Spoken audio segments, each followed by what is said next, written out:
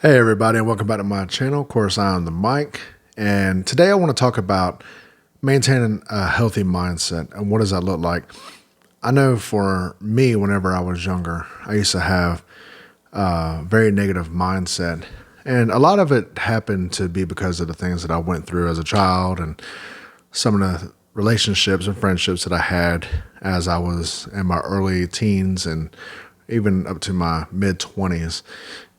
One of the things that I had to come to realize was my thought process, my thought patterns. And a lot of times I feel like they don't really discuss that. That when you're being raised, they don't really talk about how your thought process pretty much determines the reality of everything around you. Now, when I was younger, I used to always think to myself, why is this happening? And I'd be waiting for the other shoe to fall off. And eventually, of course, that winds up happening is whatever it is that you focus on the most becomes what happens to you in reality. Even when you focus on what you don't want the most, you attract that as well too.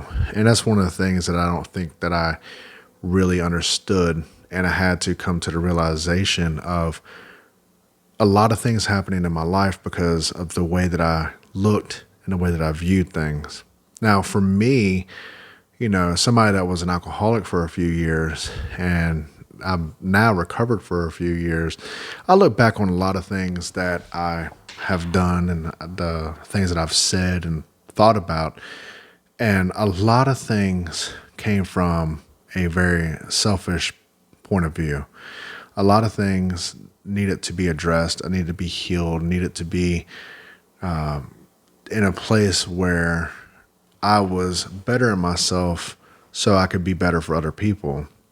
And when I look back now and I see a lot of relationships and a lot of things that I put up with and a lot of things that I allowed in my life, a lot of these things, and you don't realize until you start getting older, are harmful for you. For me, I didn't realize that it's okay to set boundaries for yourself. Now, one of the things that I talk about the most whenever I talk about setting boundaries is being able to negate whether or not some people in your life are good for you or not good for you. You have to take in consideration that people will treat you how you allow them to treat you. And because of that, I feel like we, a lot of times, allow ourselves to get into a place of being treated wrong by people. And because of that, it's almost like we haven't given ourselves the backbone that we need to let, certain people go, certain things go. When I started changing my mindset on, I want to be a better person. I want to be better for myself. I want to be better for other people. One of the things that I had to learn how to do was I had to learn how to heal. I had to learn to forgive others and forgive myself. I had to learn to come to a place where I had to realize that people make mistakes, that my past did happen, but I am not my past, and I no longer live in my past. And because of that, as you start moving forward, because I think that anything that you want in life is all down to this: what you think, what you process, what you believe. If you believe you're not going to be anything and you're not going to make it and nothing's going to happen for you, well, then it's not. And if you believe it will, then it will. You'll create what you need to create in order to achieve what it is that you want. The desire has to be stronger, in my opinion, than the addiction. And I feel like the addiction was a way for me to numb myself, but then whenever I came to a place where my desire outweighed my addiction, that's whenever I sought help for myself.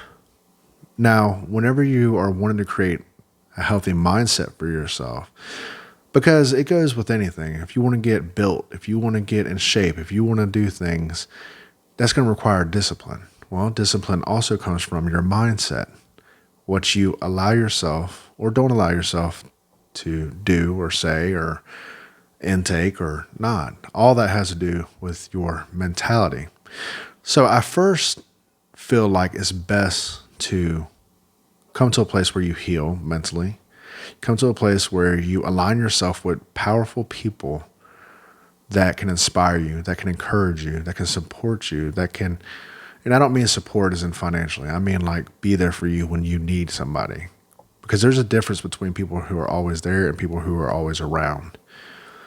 But when you align yourself with people like that and you let the negative go, and I mean people, places, and things, then you start discovering yourself. You start discovering, well, life isn't as bad as I thought it was. Then you get to a place where you start wondering what you can achieve. What can I do? What am I going to be known for? What is this? And I feel like that's kind of where I am, now. What all can I do and what all can I achieve? Now, I'm not going to lie to you. When I became sober, my body still faced a lot of things. I still have anxiety every now and then. It was really bad for the first year of sobriety. Depression was really bad for the first year of sobriety. I had to face a lot of things in my sobriety that I didn't feel like I was prepared for. But ultimately, you have to face them at some point in time, and I did. But there was a lot whenever it came into, going into my sobriety. There was a lot of damage that was done to my body, of course, from the alcohol intake and lack of sleep and lack of hydration and stuff like that, you don't really consider or think about whenever you're going through these things. But however, these are things that you start realizing when you become sober. So for any of you out there that are in your sobriety right now, I definitely encourage you, keep sticking with it. Day in, day out. Take it one day at a time. It does get better and it does get easier. And I also strongly suggest to any men or women out there that are suffering from depression or feeling like you can't talk to people or you can't reach out for help, I strongly suggest that you reconsider and you look for avenues of help, that you reach out to people for help. Because I'm going to tell you, the biggest accomplishment I think I've ever made in my life was the day that I said, I'm an alcoholic and I need help. When I finally admitted that and I finally gave up the control that I thought I had over it and finally realized that I wasn't in control, that's when I started getting help for myself. That's when things started falling into place with getting me into my sobriety, getting me into the place of being a better father, spouse, brother, son, friend, whoever. That's when that started happening. When I actively sought help for myself. Now, if you're an empath, it's going to feel like you're going against the grain on that because you're going to feel like, well, that's selfish that all I'm going to do is be thinking about me. No, you have to. You have to put yourself first. You have to put yourself in a position where you have to better yourself. Because if you're not better for yourself, you're not better for anybody around you, and you can't help anybody around you.